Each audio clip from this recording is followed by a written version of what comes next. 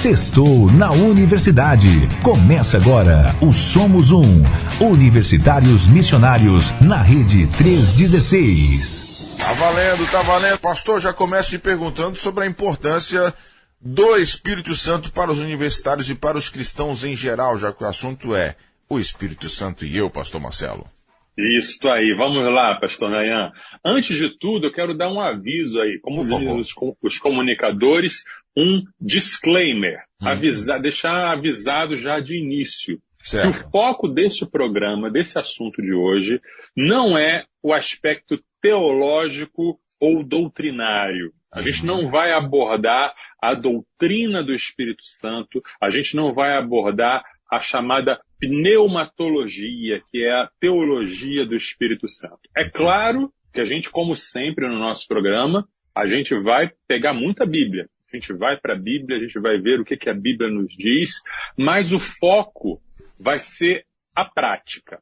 O foco vai ser a experiência pessoal com o Espírito Santo. Por isso que o título do nosso quadro hoje é O Espírito Santo e Eu. O Espírito Santo na minha vida, o Espírito Santo na minha prática. Tá? Por que é importante fazer esse anúncio logo de cara? Porque nós, especialmente nós de tradição batista, de tradição mais histórica, quando a gente fala sobre o Espírito Santo, a gente fala apenas como se ele fosse um exercício acadêmico. A gente fala como se ele fosse um assunto teórico e nada mais. Quando falamos do Espírito Santo, só pensamos na doutrina, só pensamos nos fatos, só pensamos nas informações teóricas, principalmente para corrigir os erros teológicos a respeito do Espírito Santo. Muitas vezes na nossa escola bíblica dominical, ou nas nossas pregações, ou até mesmo no nosso discipulado, quando o tema é o Espírito Santo, é mais ou menos assim. Bom, agora vamos ver quais são os erros que os outros grupos cometem a respeito do Espírito Santo e vamos corrigi-lo. Só que o Espírito Santo é muito mais do que isso. O Espírito Santo é muito mais do que um assunto teológico. O Espírito Santo é muito mais do que um tema de discussão ou um assunto polêmico. O nosso foco no nosso programa hoje é a pessoa do Espírito Santo e como ele se relaciona conosco no dia a dia, na nossa vida, tá? Porque assim, não sei se você vai concordar comigo, Nayan, não existe muita diferença entre conhecer fatos sobre Jesus e ter um encontro pessoal com Jesus?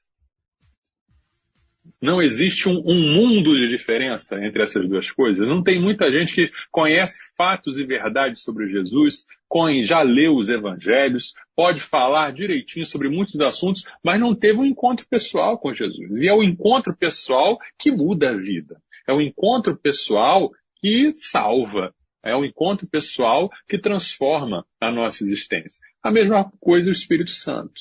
Corremos o risco muito grande de termos conhecimentos enciclopédicos sobre o Espírito Santo sem andar com ele, sem conhecê-lo, sem vivenciá-lo, sem experimentá-lo. E aí, agora eu falo mais especificamente do nosso contexto universitário. O Somos Um é um projeto da Junta de Missões Nacionais que visa capacitar o universitário cristão para ele fazer discípulos na universidade. E a gente sabe que a universidade é um ambiente bem específico, espiritualmente falando, intelectualmente falando, com muitos desafios. E a gente, toda sexta-feira, está falando aqui sobre vários desafios da vida cristã na universidade. Sobre como fazer discípulos, como liderar um pequeno grupo, como resistir às tentações, como vencer o medo, como dar um bom testemunho. Só que nada disso a gente consegue fazer sem a ação do Espírito Santo. Sem o Espírito Santo, tudo isso, todas as nossas ações, todos os nossos planejamentos e todas as nossas boas intenções caem por terra.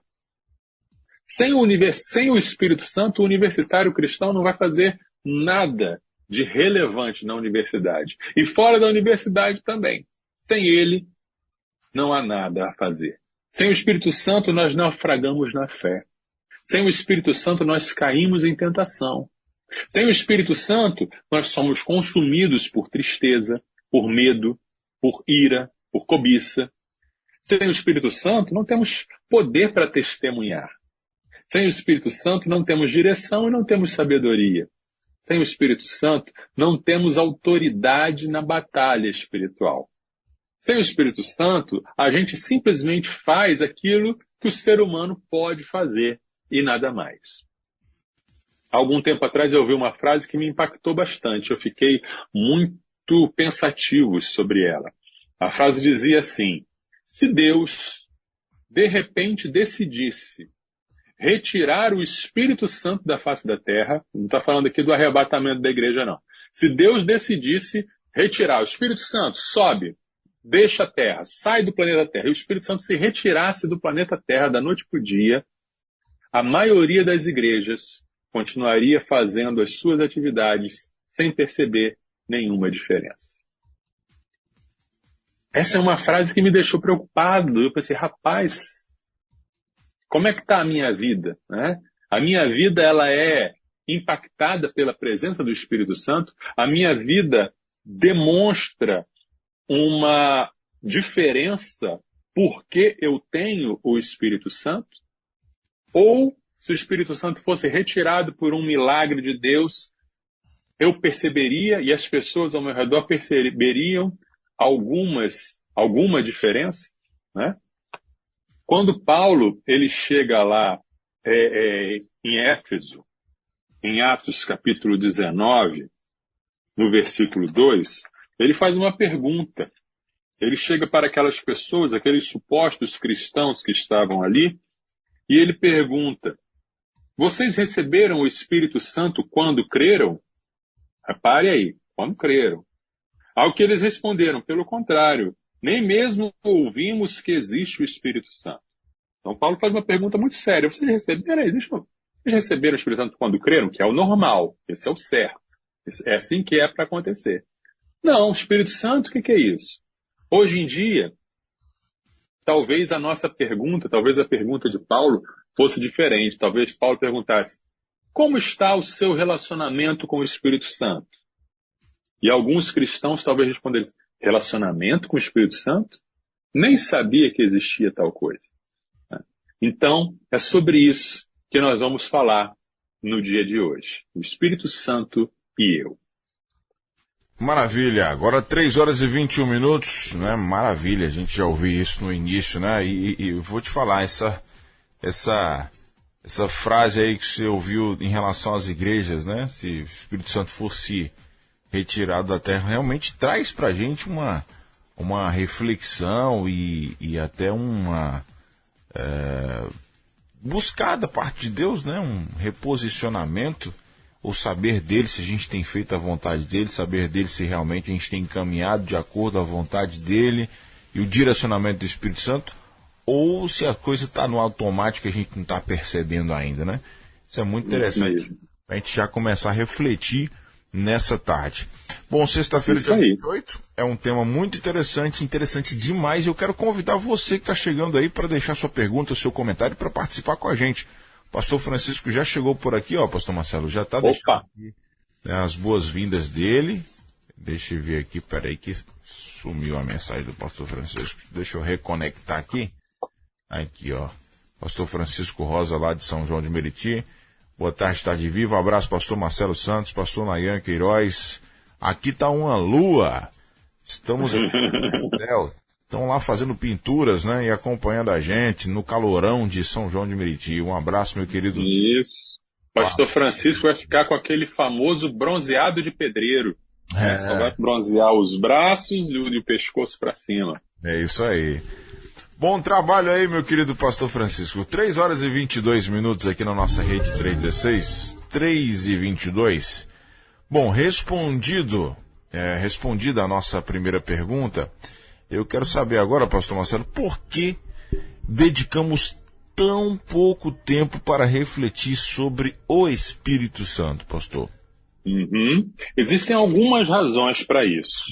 Uma das razões se deve ao próprio Espírito Santo. E isso é curioso, é interessante.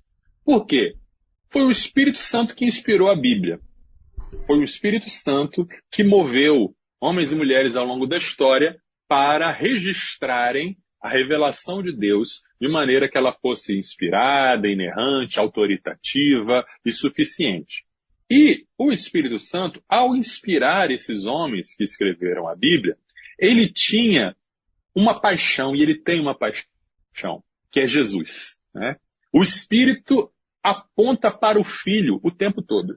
O Espírito está o tempo todo lançando os holofotes sobre o Filho. Por isso que de Gênesis a Apocalipse, se você procurar bem, se você investigar bem, você vai encontrar referências, apontamentos, você vai encontrar uma linha que aponta diretamente para Jesus. Isso vai também, depois dos evangelhos, todas as cartas e o livro de Atos e o livro de Apocalipse, todos falando e glorificando a Jesus. Então, em parte, a gente não encontra, ou a gente encontra relativamente menos referências ao Espírito Santo na Bíblia do que a Jesus ou ao Pai, porque era o Espírito Santo que estava ocupado e preocupado em lançar a luz sobre Jesus, em apontar a luz para Jesus, como aquele pai ou aquela mãe que toda vez que encontra alguém fala do filho. Ah, você viu meu filho? Ele fez doutorado em Harvard. Ah, você viu meu filho? Ele passou no concurso público. Aquele pai, aquela mãe coruja, né? O assunto é o filho. Assim o Espírito Santo, o assunto é Jesus. Agora, o Espírito Santo também fala sobre si mesmo. Porque o Espírito Santo sabia que a gente precisava conhecê-lo. Que a gente precisava saber quem ele era. Então o Espírito Santo, na Bíblia, inspirou os autores da Bíblia a também falarem sobre o Espírito Santo. E nós vamos ver no programa de hoje que a Bíblia fala bastante a respeito do Espírito Santo. Então, não é apenas essa questão que leva a haver um desequilíbrio entre o que a gente fala sobre Pai, sobre Jesus e o que a gente fala sobre o Espírito Santo. A segunda razão que nos leva a isso é uma questão histórica. Tem uma questão histórica aí, que é a reação ao movimento pentecostal e ao movimento de renovação espiritual.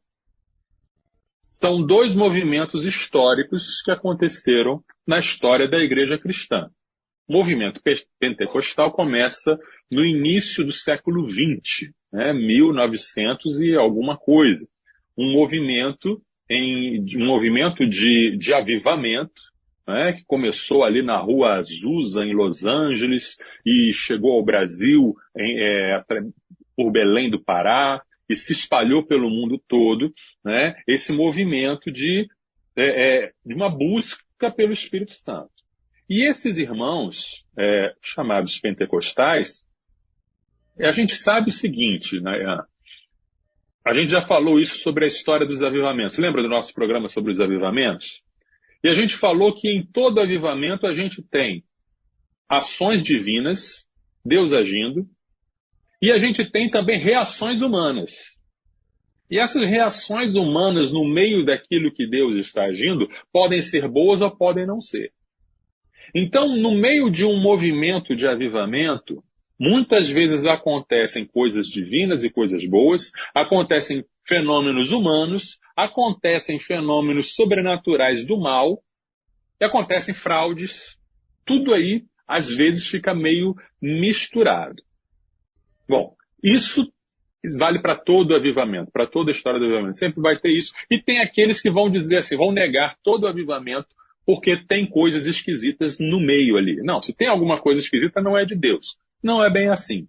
Deus age também no meio de coisas esquisitas. E Deus, às vezes, age e a coisa esquisita vem depois.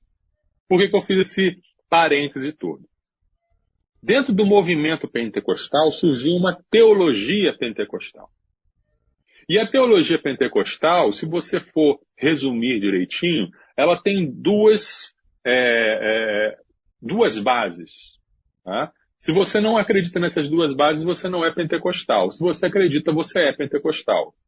E tem muita confusão a respeito disso. O que faz alguém ser pentecostal é acreditar que o batismo no Espírito Santo é uma segunda bênção, ou seja, você primeiro recebe a Jesus, você primeiro é salvo por Jesus, você crê em Jesus e você está salvo, e aí você tem que buscar uma segunda bênção, que é o batismo no Espírito Santo.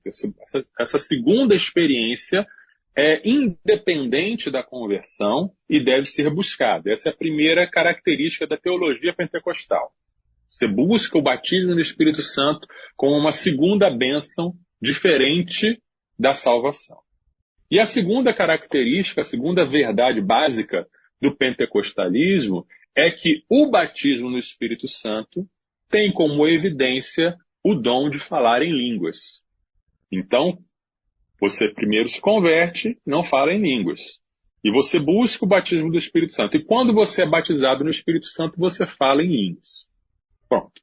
Nós, batistas, entendemos que essas duas proposições não têm base bíblica, né? Não estou aqui desrespeitando os nossos irmãos pentecostais. Eles são irmãos, né? Mas entendemos que essas duas verdades a Bíblia ensina diferente. Entendemos que a pessoa é batizada no Espírito Santo no momento em que entrega a sua vida a Jesus. E entendemos que o dom de línguas é um dos dons que o Espírito Santo capacita as pessoas. Pronto, isso aí é um pouquinho de aula de história. Aí o que aconteceu? Surgiu o movimento pentecostal com essas duas propostas teológicas. Na década de 1960, surgiu um movimento chamado movimento de renovação espiritual, em que igrejas batistas, metodistas, presbiterianas, igrejas tradicionais, começaram a ter uma busca pelos dons do Espírito, uma busca por uma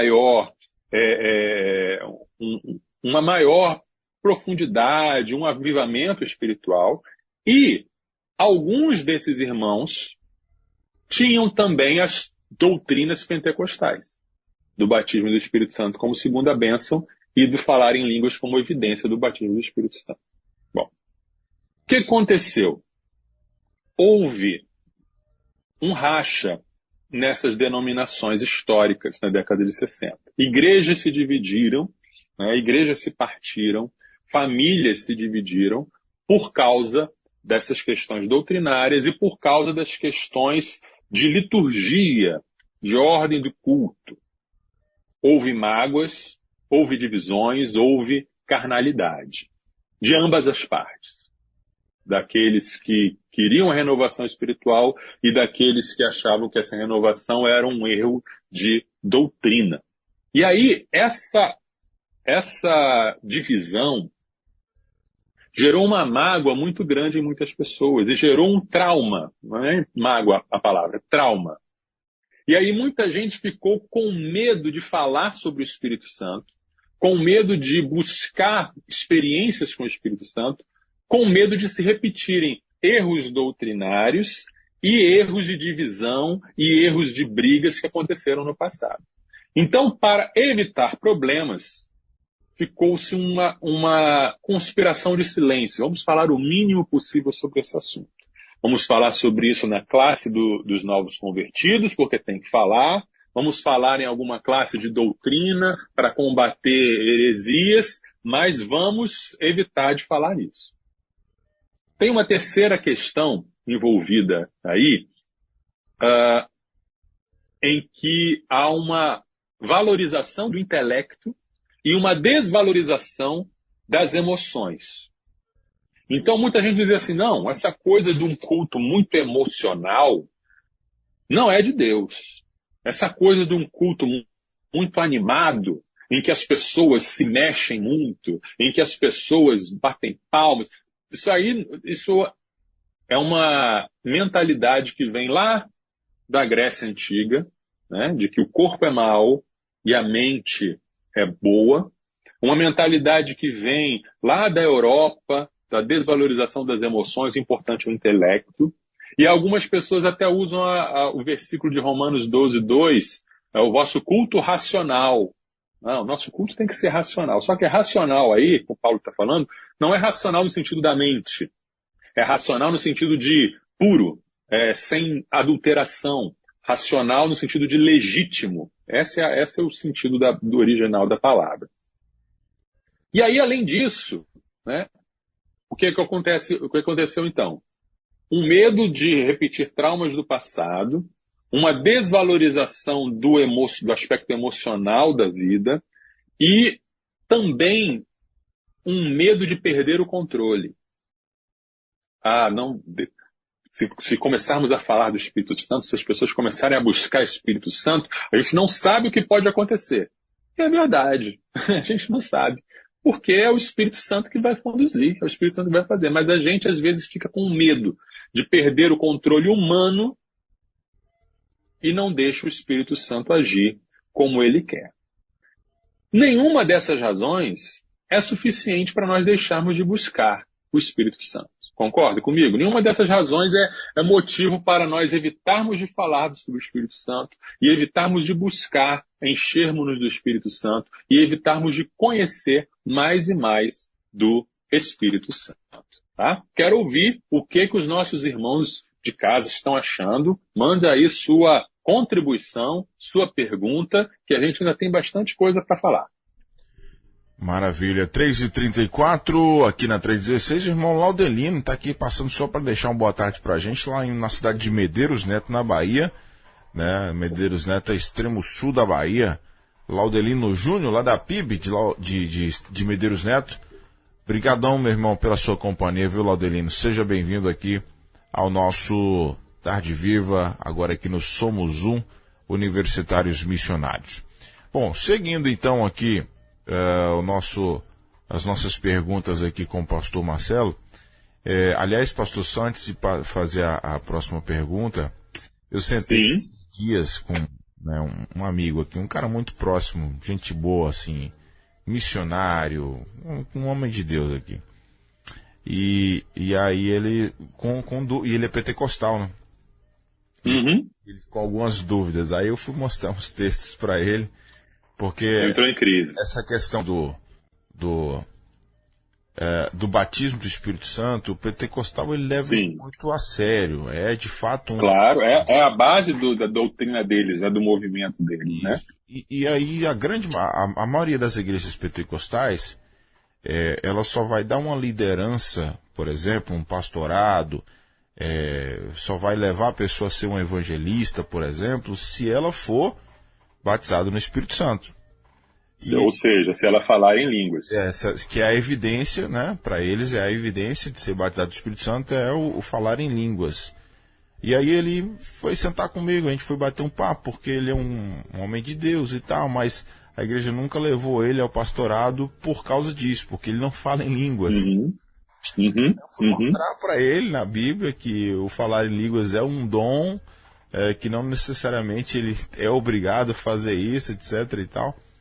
E aí ele ficou, rapaz, ele baixava a cabeça assim, como se não estivesse acreditando, tipo assim, muito tempo de crente, como que eu não passei por esse texto, e eu tô aí com essa crise com a minha denominação, porque eu não posso avançar, porque eu não falo em línguas.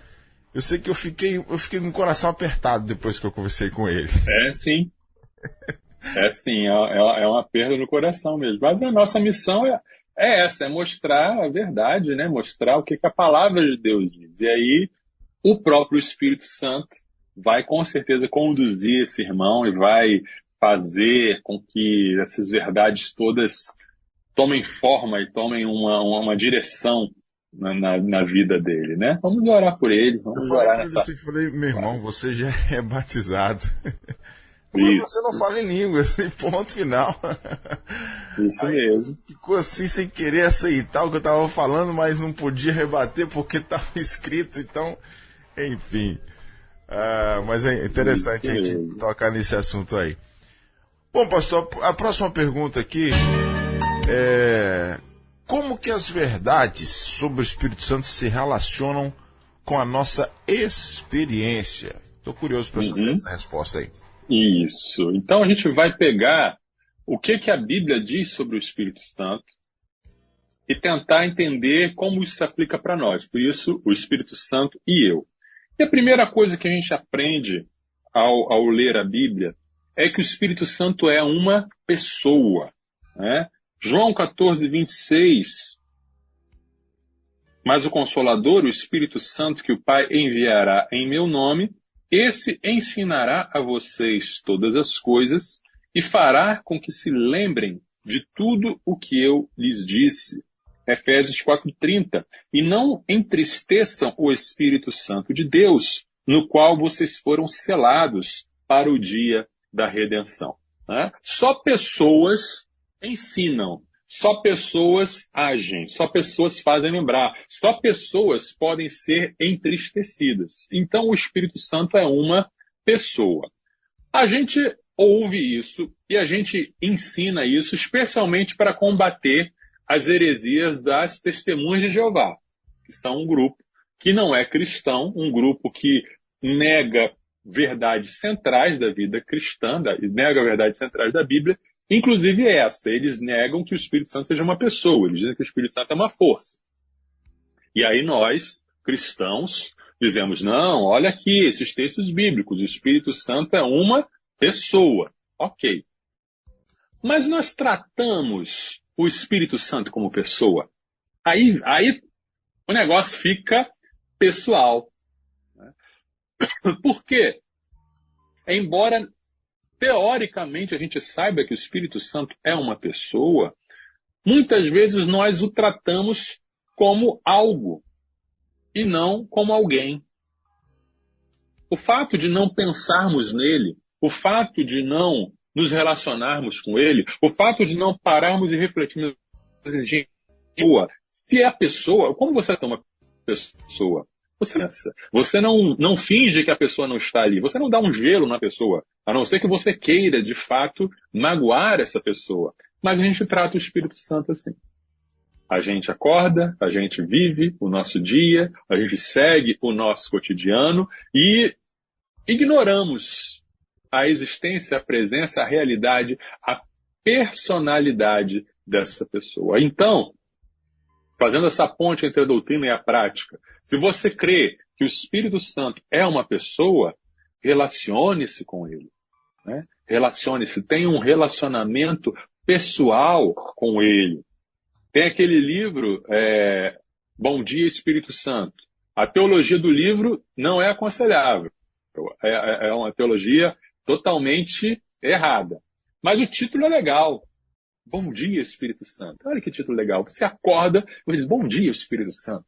Seja bem-vindo, né? Vem andar comigo nesse dia, vem se relacionar comigo nesse dia. Você ter um relacionamento, uma aproximação, uma comunhão, uma intimidade com o Espírito Santo. Ele é uma pessoa. Trate-o como tal. Amém? A segunda coisa que aprendemos sobre o Espírito Santo é que ele é Deus. Atos 5, 3 e 4. Então Pedro disse, Ananias, por que você permitiu que Satanás enchesse o seu coração para que você mentisse ao Espírito Santo, retendo parte do valor do campo? Não é verdade que conservando a propriedade seria sua? E depois de vendida o dinheiro não estaria em seu poder? Por que você decidiu fazer uma coisa dessas? Você não mentiu para os homens, mas para Deus. Então Ananias e Safira venderam a propriedade deles, disseram que tinham dado tudo, mas estavam mentindo porque eles tinham guardado uma parte e morreram por causa disso. Pedro diz, vocês mentiram para Deus e em seguida diz, vocês mentiram para o Espírito Santo, ou vice-versa. Então o Espírito Santo é Deus.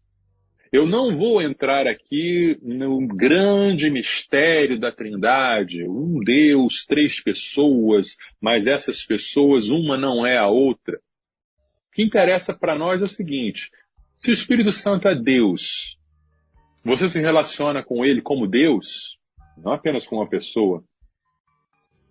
O que a gente deve a Deus? A gente deve a Deus adoração, a gente deve a Deus submissão, a gente deve a Deus temor.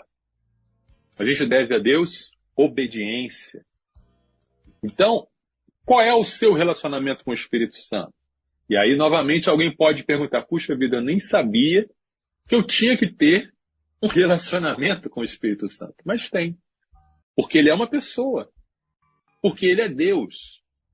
Ele é uma pessoa divina, uma pessoa digna da sua adoração, do seu temor, digna da sua obediência, da sua submissão, digna da glória da sua vida. Ele é Deus, adore-o, ele é Deus. Além dele ser uma pessoa e além dele ser Deus, ele está dentro de você. Isso é uma coisa linda, maravilhosa, né? João capítulo 14, versículo 16 e 17. E eu pedirei ao Pai, e ele lhes dará outro consolador, a fim de que esteja com vocês para sempre. É o Espírito da verdade, que o mundo não pode receber, porque não o vê nem o conhece. Vocês o conhecem, porque ele habita com vocês e estará em vocês. Pastor Nayan, às vezes a gente fica assim, falando, como eu queria de ter vivido na época de Jesus. Como eu queria ter sido um dos apóstolos, poder ver Jesus, poder ouvir a voz de Jesus, poder tocar Jesus, comer com Ele. E a gente esquece que nós temos um privilégio muito maior do que eles. Porque Jesus falou assim, olha, eu vou ao Pai, e é bom que eu vá, porque se eu não for, eu não vou poder mandar o Consolador para vocês. E ele diz assim, esse Espírito da verdade, o Consolador, o mundo não pode ver, o mundo não pode conhecer, mas vocês já o conhecem, porque ele está com vocês e estará em vocês. Ou seja, naquele momento, eles conheciam o Espírito Santo porque eles viam o Espírito Santo em Jesus. Então o Espírito Santo estava com eles. Mas depois que Jesus foi elevado aos céus, depois do dia do Pentecostes, há uma coisa muito melhor do que estar com Deus. Deus está em nós. Ou seja, o Espírito Santo passou a habitar dentro do coração de todo aquele que crê. Então, a gente precisa ter essa consciência. Nossa, Deus está em mim. Eu tenho o Espírito Santo em mim. Então, por que eu fico tão inquieto? Por que eu fico tão ansioso? Por que eu fico tão rabugento, reclamando das coisas? Se eu tenho Deus morando dentro de mim, uma pessoa divina dentro do meu coração, que é a fonte de toda a alegria, de toda a paz, de todo o contentamento, de todo o poder. O Espírito Santo está em mim. A gente precisa viver essa realidade e tomar posse mesmo dessa realidade e acreditar nisso. Temos um privilégio maior do que o dos apóstolos. Os apóstolos tinham um Espírito com eles. Emanuel, Deus conosco. Nós temos o Espírito Santo em nós. Deus dentro de nós. Tá? O que mais que a Bíblia nos ensina? O que mais que o Espírito Santo nos ensina sobre o próprio Espírito? Nós lemos no Salmo 104 e em Ezequiel 37 que o Espírito Santo é quem gera vida. Lá no Gênesis, capítulo 1, versículo 2, nós vemos que o Espírito Santo pairava sobre a face das águas. E ele tem um papel muito importante na criação. É ele quem gera vida. Salmo 104, versículos 25 e de 27 a 30. Eis o mar vasto, imenso, no qual se movem seres sem conta, animais pequenos e grandes. Todos esperam de ti que lhes dês de comer a seu tempo. Se lhes dás, eles o recolhem. Se abres as mãos, eles se fartam de bens. Se escondes o rosto, eles se perturbam. Se lhes cortas a respiração, morrem e voltam ao pó. Envias o teu Espírito, eles são criados, e assim renovas a face da terra. Que lindo esse salmo. O salmista está dizendo que Deus renova a criação através do Espírito. É o Espírito que faz a vida ser gerada. É o Espírito que dá aquele estalo, aquela faísca de energia que faz a vida acontecer. Ele faz isso com a criação e ele faz isso conosco também. Em Ezequiel 37, o famoso texto ali do Vale dos Ossos Secos, nós lemos o seguinte, versículos 8 a 10. Olhei, e eis que apareceram tendões sobre os ossos, cresceram as carnes, havia ordenado. O Espírito entrou neles, eles viveram e se puseram em pé, formavam um exército, um enorme exército. Pastor Nayan, queridos ouvintes, eu quero que vocês prestem muita atenção num fato muito importante, que é a palavra organiza, mas é o Espírito que dá vida. A palavra organiza, mas é o Espírito que dá vida. Quando Ezequiel chegou naquele vale, quando o próprio Espírito levou Ezequiel para aquele vale, havia ossos espalhados em todo lugar, não havia ordem, estava tudo bagunçado, um cenário desolador. E aí Deus manda Ezequiel profetizar sobre os ossos, e a palavra de Deus faz com que aqueles ossos todos se ajuntem, cada um com o seu osso, e faz com que surjam órgãos, que surjam pele, que surjam tendões, e fica tudo bonitinho e organizado, porque a palavra ela faz isso. Lá em Gênesis, é a palavra de Deus que coloca ordem ao caos. Deus diz, haja luz, e há então a separação entre trevas e luz. Deus diz que haja separação entre o mar e a terra seca, entre o mar e o firmamento, e assim é. A palavra, que é o próprio Jesus, ele vai organizando e vai colocando tudo no seu lugar certo. Porém, quando a palavra terminou de ser profetizada, havia corpos sem vida. E aí Deus manda profetizar agora o Espírito. E aí o Espírito, que é o fôlego de vida, que é o vento, entrou, e aí eles se tornaram um exército de pessoas vivas. Tá? Como isso se aplica para a nossa vida? Tem muita gente e tem muitas igrejas que conhecem a palavra, seguem a palavra, vivem a palavra. E está tudo certinho na sua vida, está tudo certinho na igreja, mas não tem vida, porque é o Espírito que dá a vida. Você pode ter uma Ferrari, o melhor carro do mundo, com o motor mais potente. Mas se você não tiver combustível, uma bicicleta vai vencer da sua Ferrari. Uma bicicleta vai mais longe do que a sua Ferrari. Então, é muito melhor ter as duas coisas. A palavra e o Espírito. A palavra que organiza, a palavra que diz aonde se deve chegar, a palavra que nos livra dos desvios perigosos do caminho, mas o Espírito que nos faz andar para frente. Sem o Espírito, a gente não se move. Então é melhor corrigir a direção de algo que está se movendo do que estar seguro, protegido, sem sair do lugar. Você está entendendo? É o Espírito Santo que cria o impulso, é o Espírito Santo que dá a vida, é o Espírito Santo que gera a real vida. Além de o gerador de vida, a Bíblia nos diz que é o Espírito Santo que nos dá poder. Lá em Juízes, capítulo 15, versículo 14, nós lemos a história de Sansão. E a força de Sansão não vinha do cabelo, a força de Sansão vinha do Espírito Santo. Quando Sansão chegou a Leí, os filisteus foram gritando ao encontro dele. Mas o Espírito do Senhor de tal maneira se apossou de Sansão, que as cordas que ele tinha nos braços se tornaram como fios de linho queimados, e as amarras que ele tinha nas mãos se soltaram. Achou uma queixada de jumento ainda fresca, pegou-a na mão e com ela matou 1000 homens.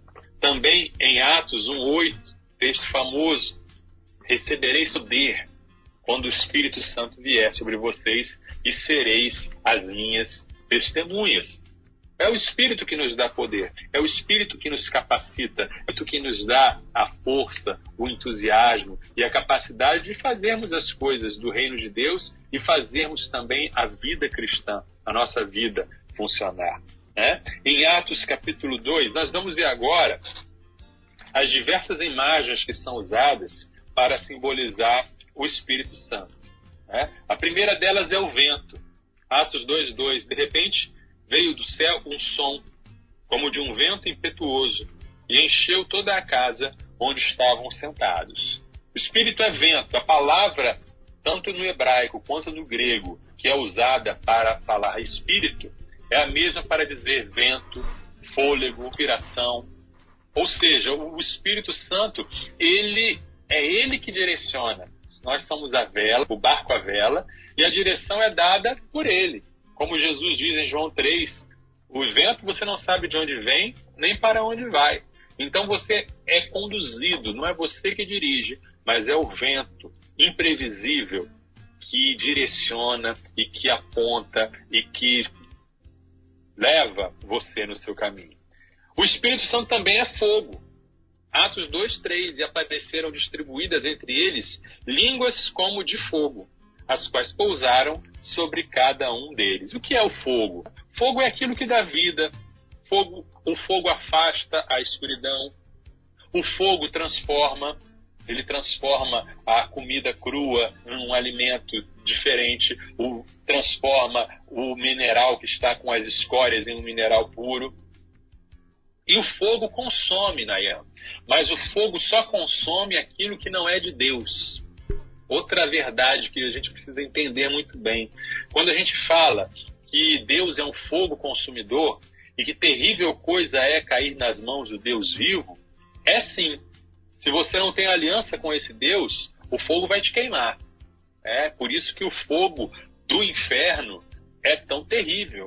Porque não é o fogo de Satanás, é o fogo de Deus. Mas o fogo consome só aquilo que não é de Deus. Se você é de Deus, você não precisa ter medo do fogo. Amém? Estou querendo ouvir um amém, um aleluia aí seu, dos nossos ouvintes. Amém, amém.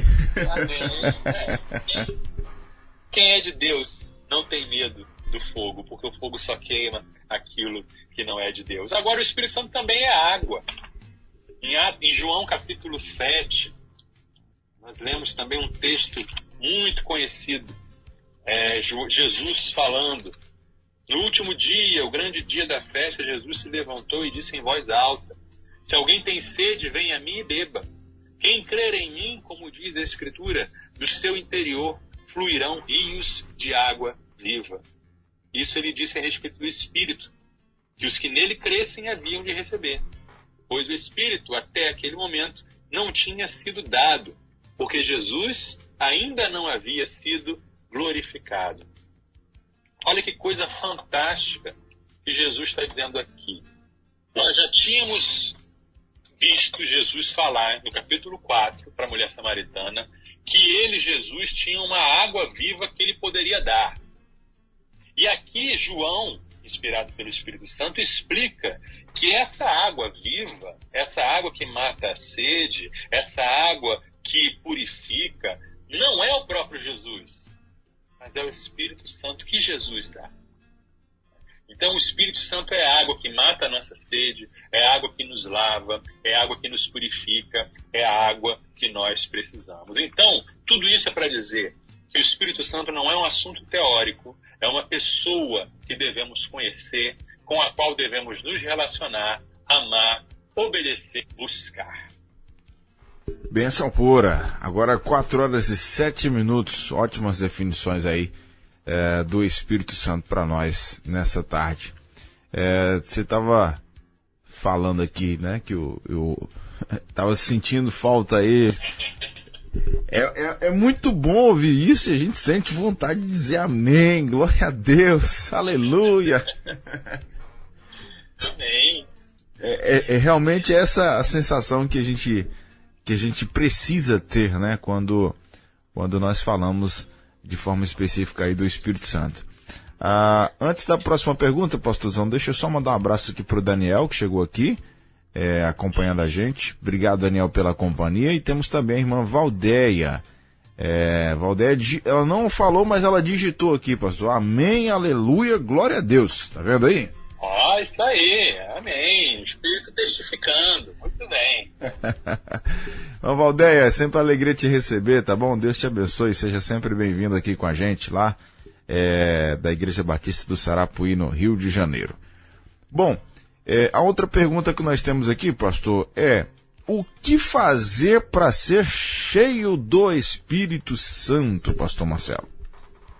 Muito bem. A primeira coisa a fazer é acabar com essa dicotomia, com esse falso dilema entre ter o Espírito e buscar o Espírito. Vou explicar.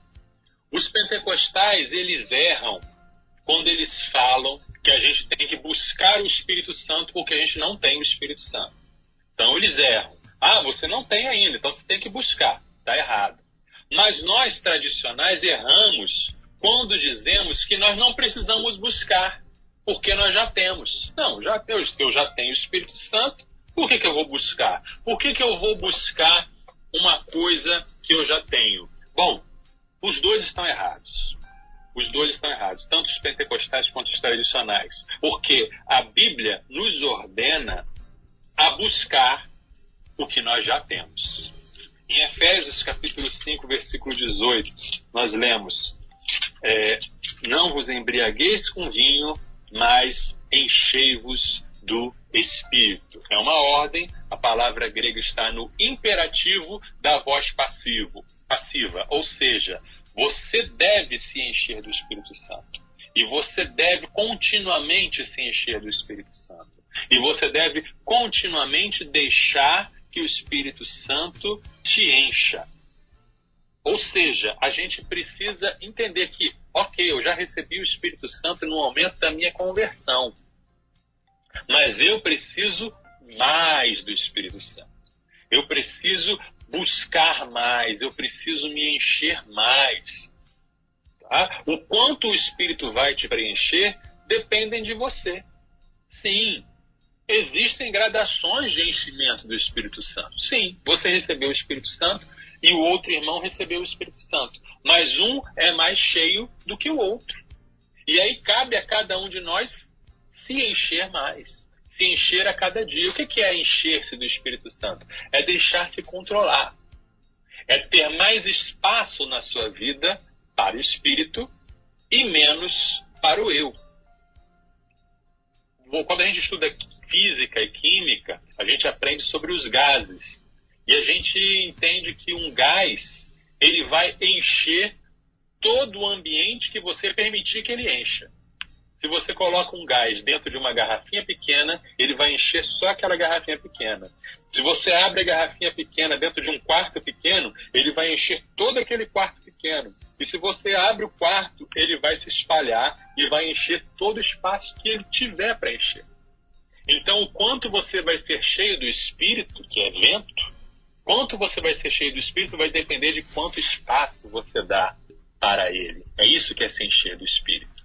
Então, isso gera uma diferença entre você ser controlado pelo Espírito e ser controlado por você mesmo. Quando você está controlado por você mesmo, por melhores que sejam as suas intenções, por melhores que sejam a sua vontade, você pode estar fazendo algo maravilhoso. A Bíblia chama isso de andar na carne, porque a gente está controlando é o eu.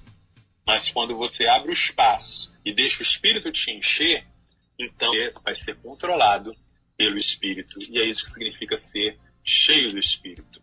Em Lucas 11, de 9 a 13, nós lemos o seguinte. Lucas capítulo 11, versículo 9 a 13. Por isso digo a vocês, peçam e lhes será dado. Busquem e acharão. Batam e a porta será aberta para vocês. Pois todo o que pede recebe. O que busca encontra, e a quem bate a porta será aberta. Quem de vocês, sendo pai, daria uma cobra ao filho que lhe pede um peixe? Ou daria um escorpião ao filho que lhe pede um ovo? Ora, se vocês que são maus sabem dar coisas boas aos seus filhos, quanto mais o Pai Celeste dará o Espírito Santo aos que lhe pedirem. Lucas faz aqui um plot twist, uma pegadinha. O texto paralelo em Mateus fala assim, Deus dará coisas boas aos que lhe pedirem. Mas aqui em Lucas está falando do Espírito Santo. Ou seja, assim como a gente pede coisas boas a Deus e Deus nos dá, nós também devemos pedir do Espírito Santo para Deus. Mas eu já tenho, sim, mas peça mais. Peça, Senhor, enche. Senhor, eu desejo. É preciso desejar, é preciso pedir, é preciso insistir, é preciso confessar. Olha, eu preciso mais do Espírito Santo. Tira, Senhor, o pecado da minha vida.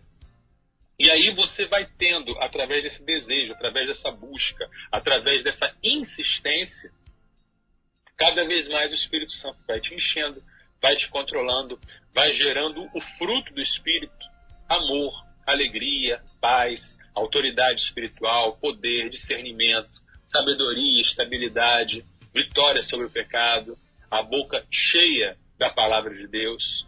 Então, é preciso desejar, é preciso buscar, é preciso pedir, é preciso insistir e é preciso permitir que o Espírito Santo controle as nossas vidas, né? Vale a pena ter um relacionamento vivo e crescente com o Espírito Santo. Amém. Amém. Amém. Glória a Deus. Agora 4h14. Fica aí a nossa essa dica, né? Essa orientação para que a gente de fato tenha espaço para ser de fato cheios do Espírito Santo de Deus. É a lei de Isaac Newton que não consegue dois corpos ocupar o mesmo espaço, pastor? Né? Sim, acho que é. Uhum. Então, se automaticamente meu corpo, né, minha mente, meu coração, meu interior está cheio de outras coisas, eu preciso esvaziar isso para que o Espírito Santo venha encher. Exato. Então, isso mesmo. Fica essa orientação aí para cada um de nós, para que de fato estejamos cheios do Espírito Santo a cada dia. Pastor, alegria demais ser abençoado com esse conteúdo de hoje. E só peço a Deus que Ele continue te usando nesse tempo aqui para nos ensinar tanto em cada tarde de sexta-feira aqui na 316. Muito obrigado mesmo, pastor Marcelo. Eu que agradeço a oportunidade, de estar servindo ao povo de Deus, de ser usado por Deus, né, e de compartilhar aquilo que Deus me dá também. É muita alegria poder estar aqui com vocês todas as sextas-feiras. Glória a Deus. Fala do Somos Um aí para a gente encerrar o nosso quadro de hoje, pastor Marcelo. O projeto Somos Um é uma iniciativa da Junta de Missões Nacionais. Ela visa capacitar os jovens, os universitários cristãos, para eles fazerem discípulos na universidade. Damos treinamento, nós podemos ir na sua igreja, na sua associação, na sua juventude, e dar treinamentos nas áreas de evangelização discipuladora, vida com Deus, cosmovisão cristã e defesa da fé. Temos materiais publicados na Livraria Missões Nacionais, no portal do líder da Igreja Multiplicadora. Temos vídeos no canal do YouTube Somos Um, Universitários Missionários, e temos também os materiais aqui em forma de podcast, em forma de vídeo, daqui da Rede 316. Então, nos siga no Instagram, @Universitários Missionários, e acompanhe aí as novidades do nosso projeto. Maravilha, brigadão. Então, semana que vem a gente fala sobre o que, pastor? O sentido da vida e a defesa da fé. Top. O sentido da vida e a defesa da fé é o assunto da próxima sexta-feira aqui com a gente. Pastor Marcelo, bom final de semana para você, até semana que vem. Até semana que vem, estarei indo para Brasília. Você de Brasília vai poder me ver amanhã no Congresso Avance, na conferência Avance aí em Brasília. Vou estar falando sobre meu campus universitário, ou melhor, meu campus missionário. Top. Abraço, queridão. Até semana que vem. Fiquem com Deus. Valeu. Até. Tchau. Sextou na Universidade. Universitários Missionários na Rede 316.